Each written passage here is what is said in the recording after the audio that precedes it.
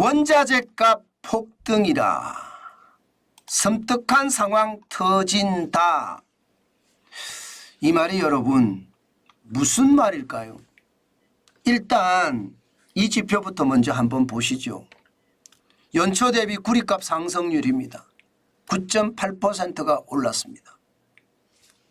구리값이 오른다는 것은요, 경제가 좋아진다는 뜻이에요. 일반적으로 구리는 산업에서 엄청나게 활용이 되거든요. 그래서 닥터코프라고 이야기할 정도로 경기를 미리 알려주는 선행지표이기도 합니다.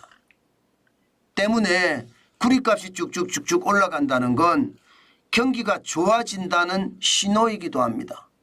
미국의 제조업의 구매관리자 지수가 폭등했죠. 중국의 제조업의 구매관리자 지수가 폭등했잖아요. 이것이 말입니다. 구리값이 상승하는 원인입니다. 그만큼 세계 경제가 좋아진다는 뜻이니까요. 실질적으로도 보면 말입니다. 여러분, 구리값이 2024년 1월 2일에는요. 톤당 8,430달러였습니다. 그런데 4월 4일 현재 9,257달러입니다. 연초 대비 9.8%가 올랐고요. 827달러가 올랐습니다. 야, 9,257달러면요. 2022년 4월이네. 4월 25일 날 9,912달러 이후로 거의 최고치로 가나요? 지금 점점 그렇게 가는 모양새죠. 그만큼 말입니다. 경기가 완전히 꼬그라져 있다가 뭔가 꿈틀꿈틀 올라간다는 뜻이에요. 닥터코프라고 이야기하잖아요. 이게 여러분 경기가 위기가 오면 구리값은요 여지없이 폭락합니다. 글로벌 금융위기 때는 톤당 2,812달러까지 떨어졌습니다. 전고점 대비해서 66.69%나 떨어진 적이 있고요. 코로나19의 위기 때도 마찬가지 톤당 4,117달러까지 떨어지기도 했습니다. 전고점 대비해서 26.71달러가 빠졌고요. 근래에 들어서서 2022년 10월 3일에 7,524달러까지 떨어졌거든요. 이것도 전고점 대비해서 27.29%가 떨어진 수치입니다. 그런데 지금은 쭉쭉 올라가고 있는 모양새잖아요. 그만큼 경기가 회복의 어떤 궤도에 들어섰다 이렇게 해도 틀리는 말은 아닐 것 같습니다. 게다가 말입니다. 국제유가까지 계속 올라가고 있습니다. 지금 국제유가는요. WTI가 지금 엄청나게 올라갔습니다. 지금 이 계산이 조금 잘못됐는데 여러분 WTI는요.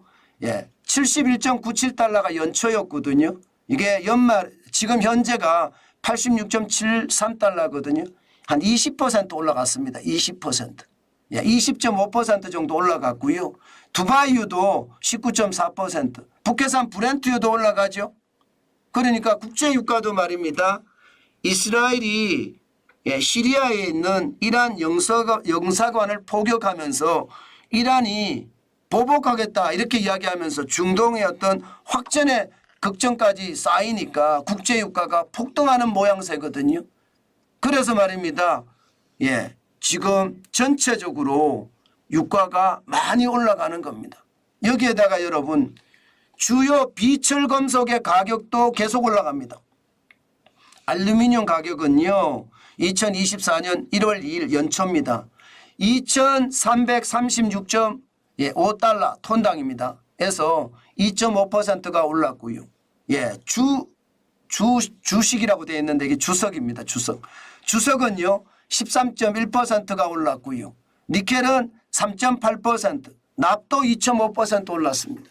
비철금속 가격까지 다 올라간다는 뜻이잖아요. 그러면 원자재 가격이 지금 폭등한다는 이야기, 이거 맞는 이야기인가요? 그만큼 말입니다. 상황이 뭔가 경기 회복으로 나가고요. 또 그 경기 회복이 지금 원자재에 대한 수요가 많이 늘어나게 만든다는 뜻입니다. 실질적으로도 보면 중국의 구매관리자 지수, 지금 제조 구매관리자 지수 놀랐거든요. 예, 2024년 2월에 49.1이었습니다. 그런데 3월에 50.8이에요. 야, 이렇게 쉽게 한꺼번에 말입니다. 용수철처럼 퉁 튕기듯이 올라갔는데 이렇게 올라가는 경우는 잘 없습니다. 이렇게 올라가는 경우는. 그런데 이게 말입니다. 49.1에서 퉁 튀어 올라가듯이 올라갔습니다. 구매관리자 지수가. 제조업이 좋아진다는 뜻이거든요.